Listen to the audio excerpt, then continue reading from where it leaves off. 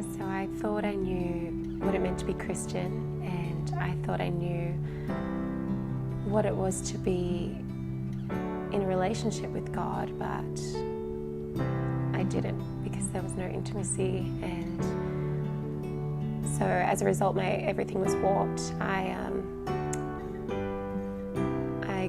grew up in a broken family. Like, my parents divorced when I was 1, and I've moved 27 times in 28 years, and you know, it was pretty hard. I moved out when I was 16, and I just couldn't do the perfect Christian thing that I thought I needed to do in order to get through life and get into heaven.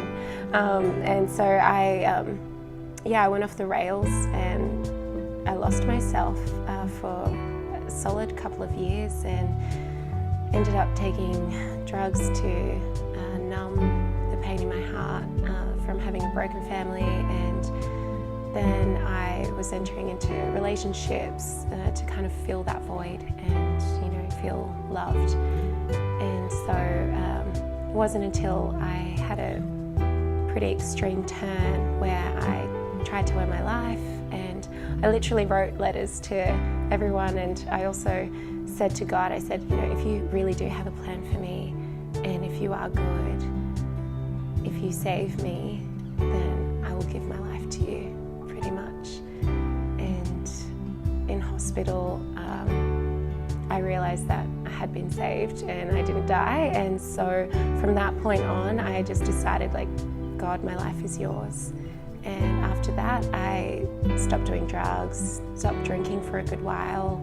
I was still in a relationship, in an unhealthy relationship, but that was a journey.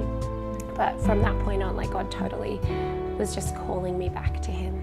And it wasn't until one day I thought, you know, there has to be something more. I'm still feeling this brokenness. I'm still feeling like I need relationships. And it wasn't until I surrendered that to God that I realized that what I really needed was just to draw closer to Him.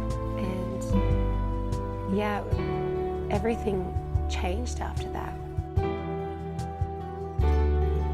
There's this beautiful verse in the Bible where it says, "Come as you are." And I think I've truly learnt just to bring everything that is a struggle, everything that I love, just everything, just to come as I am, and enter into communion with God, and actually reading the Word and seeing that come to life.